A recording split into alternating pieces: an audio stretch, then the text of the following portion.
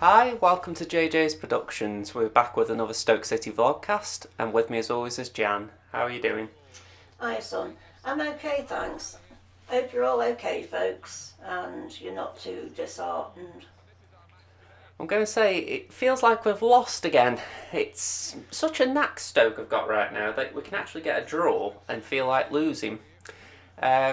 First of all, credit to Ipswich because I've got to say that is some never say die attitude in the sense that 90th minute, if we were 1-0, well, we were 1-0 up, I'd have thought, yeah, we've going to see this through, even how Stoke have been this season. So the fact that you kept going, you got the equaliser, credit to you because if anything, you knew that we got a weak spot and you kept going at it. Now, on the other hand, we've got a confession to make that we were both a little busy on Saturday, so we couldn't actually hear the game at all. I kept an eye on the scores, but that is about as far as I was involved, and I know you were preoccupied as well. So we haven't got a lot of details as far as first-hand knowledge, unfortunately. But I'm disappointed about the result. Let's just put it like that. Well, my first note was, what a disappointment. And like you said, to concede a goal so late in the match, I just think it's terrible, really terrible. But I'm still discouraged with what's going on, and our recent results are just going and going and going. And I'm now so frightened that we're getting to go near to the zone, which I don't want to be near. And nobody seems to give a damn. Well, what's concerning me is that I think so many people have sort of considered that this is easily a write-off season, in the sense of give Jones time, and all this. And I've got to be clear straight away. I'm not calling for anything to be done about Jones. I'm not calling for the sack or anything silly like that. I heard someone on the radio the other week calling for it, and I shouted out loud that I thought it was silly. However, I am worried about hypocrisy, and I've mentioned this in a live stream recently, that I feel like because Jones is new and he's saying the right things, maybe a bit more than Rowett did, people are giving him an easier time.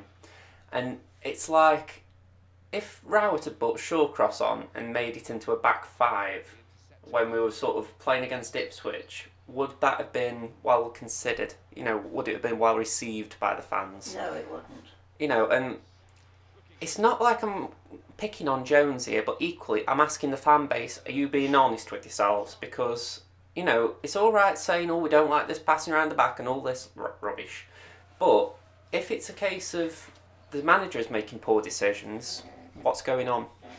What I'm more concerned about is he's such a nice fella, is Jones. Yeah. Well, he comes across as a nice fella. Has he got the bottle to give him a rollicking when they get back in the dressing room, or is he still nicey? I'd argue he is tough. The fact that he's let go some big stalwarts of the team, in the sense of Eric Peters, I think he was maybe not willing to let Bojan go, but I think if Bojan had thought he'd get game time, he would have been allowed to go.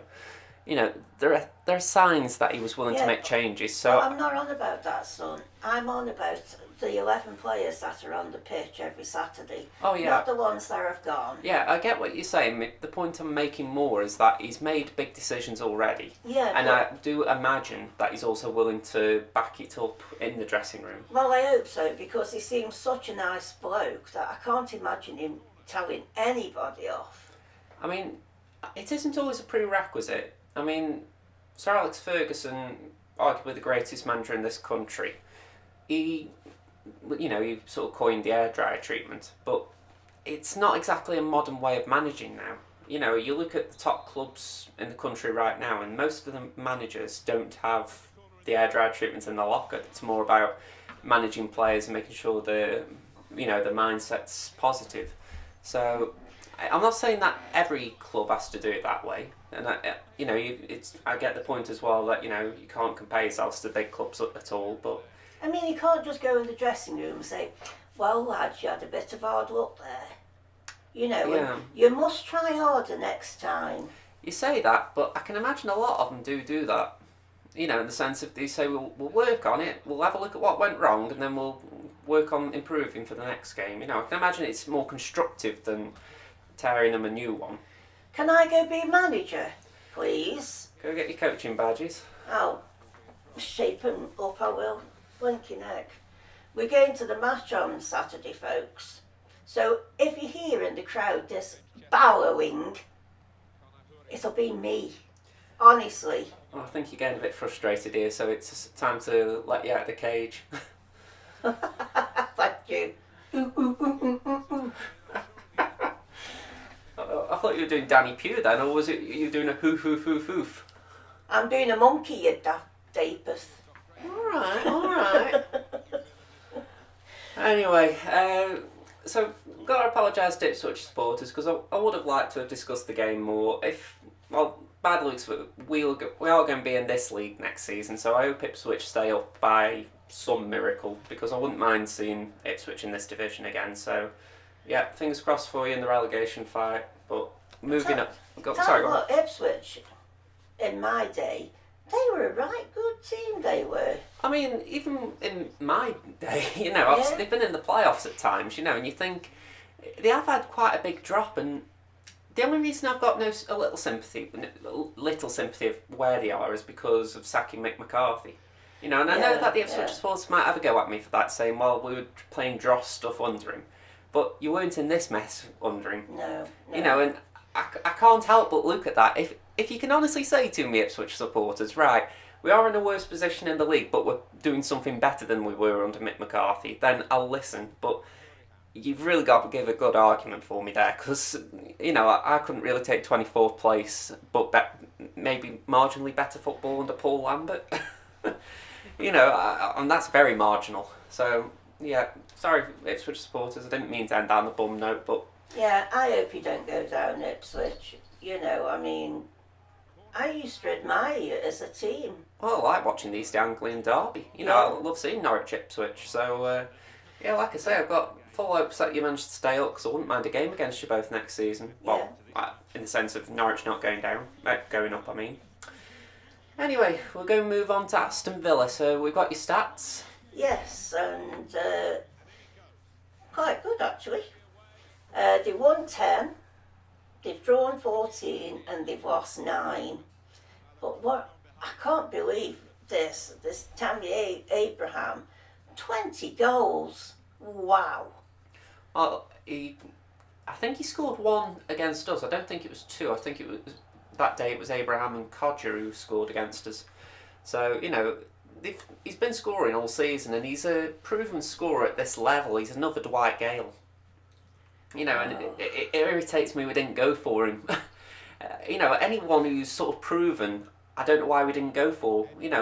This is sort of where I'm annoyed as well, because Benicofobia was sort of proven at this level, but he's just come nowhere near to what them two have done. So, I mean, I haven't looked at them stats this week, but I'm sure them 20 goals are more than what we've scored.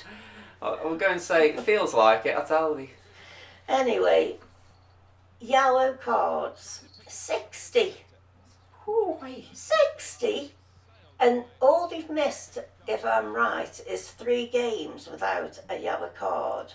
This Glenn got 40 of them. We're coming on to you, Glenn. All I did was Luke. But yeah, they're averaging about 3 a game. Yeah. I mean, I can't remember who it was against, but there was about 6 yellow cards from them. So watch out, lads. They're going to have your ankles, I think. Red cards, they've got 2. So that's not too bad, saying how many yellows there were. And they're currently in 10th and we're in 17th. And them are stats I don't like reading out. Well, the way I look at it is, I'm seeing a lot of draws there, which I've sort of heard about. I'll admit, I think Villa have recently been labelled the draw specialists. So that doesn't surprise me.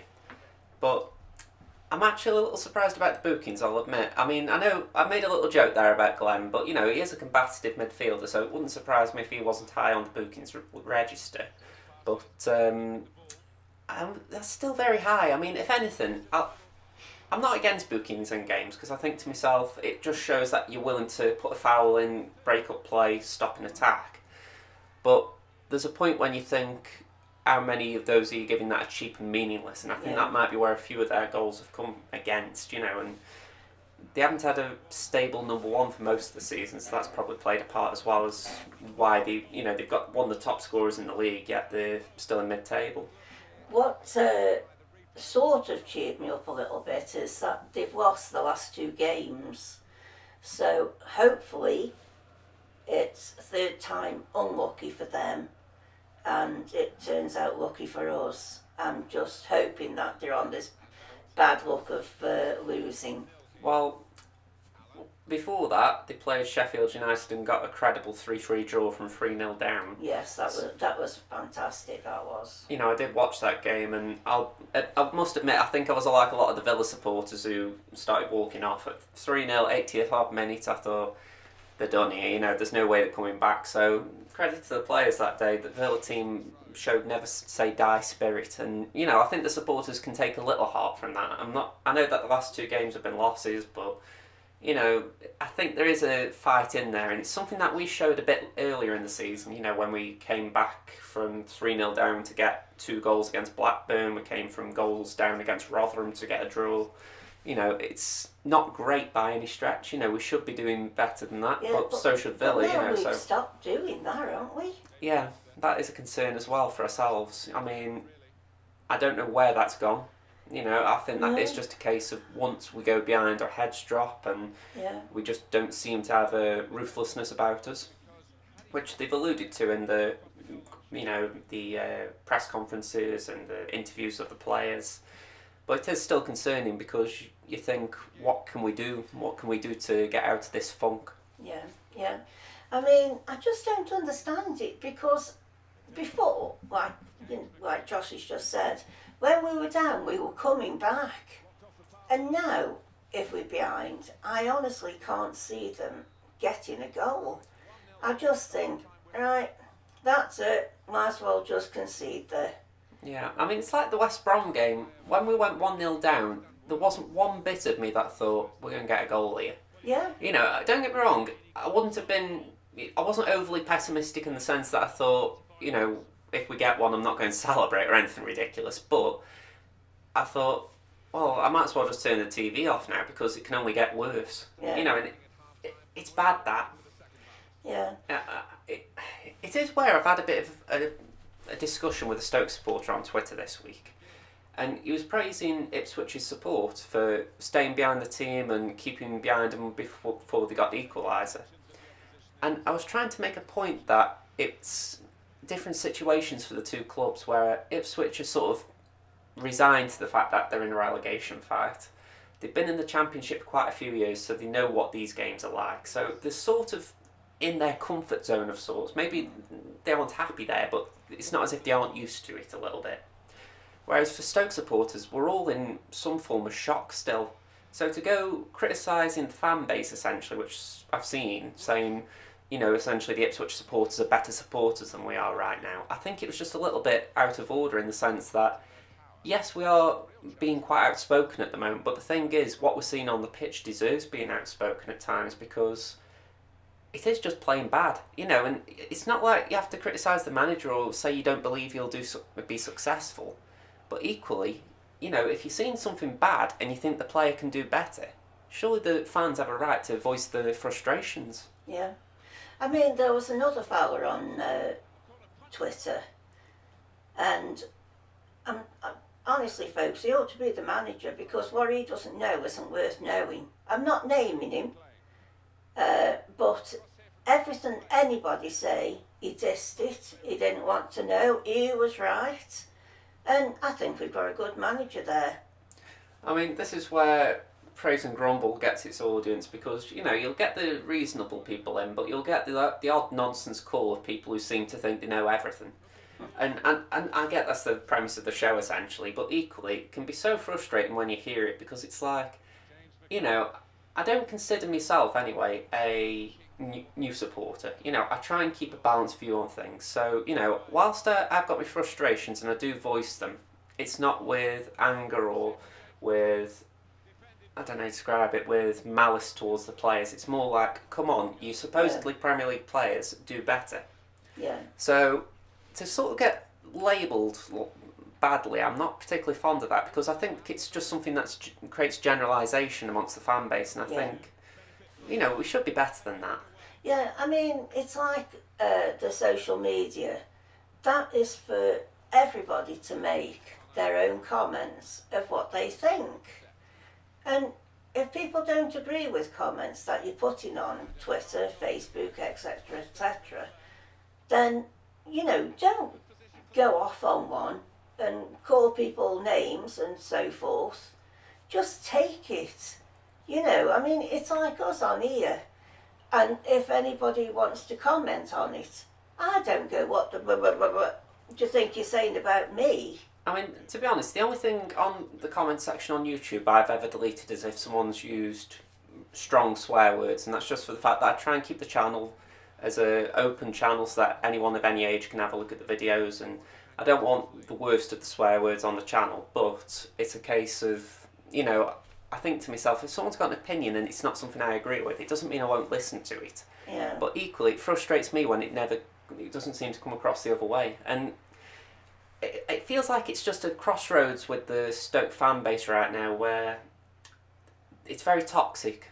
You've got the supporters who are very much in a bad mindset as far as where the club is and how it's going, and you've got those who are just against the fans, essentially. You know, the fans against fans, and it's created such a toxic atmosphere on Twitter that you just don't want to talk about Stoke. I mean, the irony is, this past week I've seen more Stoke supporters talking about Vale, just because they'd rather talk about how they're getting on than actually talking about their own club, because they know that if they bring up Bojan or if they bring up this, that and the other, it's just going to cause a debate that they don't want to get involved in. Yeah, I mean, I've got to the point where I don't want to comment on social media.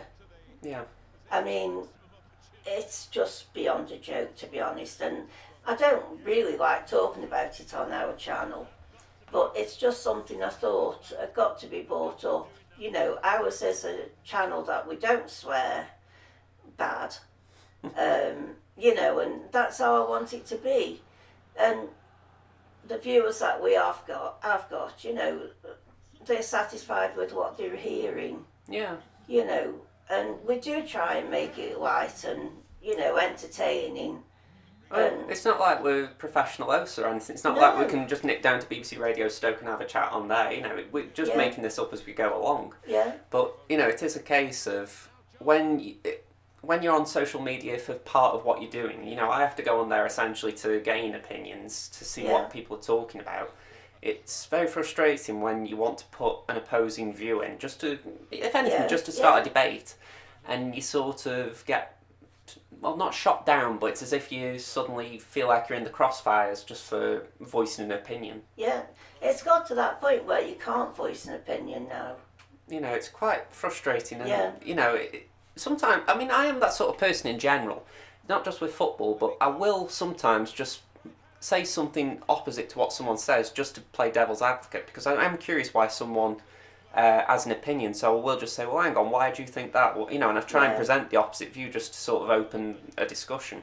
It doesn't necessarily mean I'm on the side of the other opinion, it's just that I am curious why someone's thinking that way. Yeah. And it definitely comes across sometimes like I can be on the wrong side of things because of that, you know. And I mean, I'm just speaking from personal experience, obviously. I know some people might say, oh, I haven't seen this, and if that's the case, good to you, because it means you found a good community within the Stoke community, but... Well, I read one, I mean, I had him taken off. He used the C word 3 times to a woman, and, you know, she was a woman my age bracket, I should say, by a photo. And he used the C word 3 times to her. And I thought, there's no need for that. No. I hate the word with a passion. You know, but you don't want to look at that. No. Just, he wanted to get his point across, and so he come out with the C word.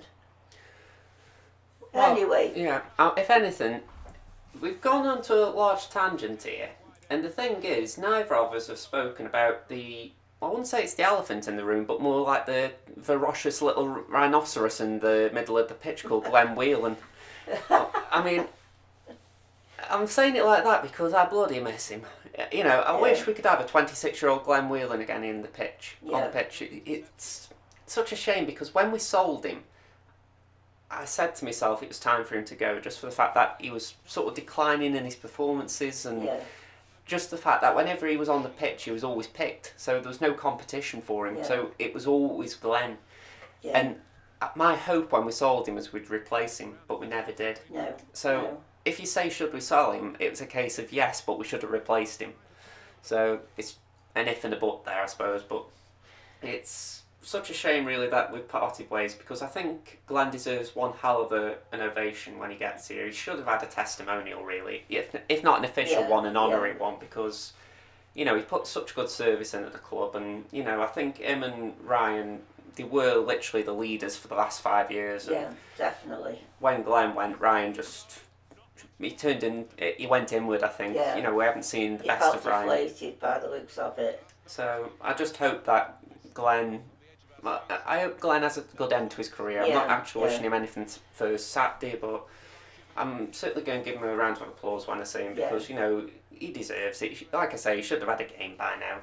And it's like Eka. I can't think why they sent him out on loan. I mean, it was just a good standby. I mean, the different you know, different terms of length of servitude at the club, if you like, but I do agree he deserved better treatment by the club. Yeah. You know, I think if I had my way, I'd have given Glenn an extra 6 months at Stoke just to give him the testimonial. I think he deserved that. He deserved all of the benefits that come from a testimonial, like you can have a charity match essentially. And it's just a shame we didn't get that. And I do hope Stoke try and do something, even if they sort of tie it up with Ryan's testimonial, which I'm assuming he'll have at some point, because you know Glenn did a lot for the club. I know I'm repeating myself, but I'm looking forward to seeing him on Saturday, but I'm hoping it's off the bench for literally 5 minutes. Yeah. So, we'll soon see. But as for the match, I'm looking forward to it. And I think it will be a good match. I think they might bring the good out of Stoke. Yeah. I mean, I thought that against West Brom, to be honest. But I class Aston Villa a better team than West Brom. Yeah. You know, which is ironic with the league position. Yeah. You know, I think Aston Villa should be further up the table. But I honestly, I'm trying to believe with all my heart that they bring the best out in them, you know, and we play for everything. Well, let's hope that they do, because we're in need of a win. You know, I know that we're giving Nathan Jones time, but I think he needs a win just to keep the pressure off him. And I'm not saying like the sack pressure, but just because the less results we get, the more pressure there is just by virtue of the lack of results, you know. I just hope we get a result, or at least a good performance, something that everyone unanimously says, you know what, we didn't get a result there today, but we should have got something. You know, I hope at the very least we can say that. What I can't believe is they haven't got a set piece yet. That's what I concentrate on, personally. We've got a few seconds. What are your predictions? 1-0 to Stoke. I'm going 2-2 because Villa are the draw specialists. So I'm going to hope that we at least get that against them. Yeah. So, thank you very much for watching, everyone. We've had to wrap that up very quickly, but I hope you've enjoyed the episode. If you haven't already, subscribe to JJ's Productions for the next episode of the Stoke City Vlogcast, and like the video if you enjoyed it. Thank you very much. Hope to see you next time. Bye for now, everyone. Bye.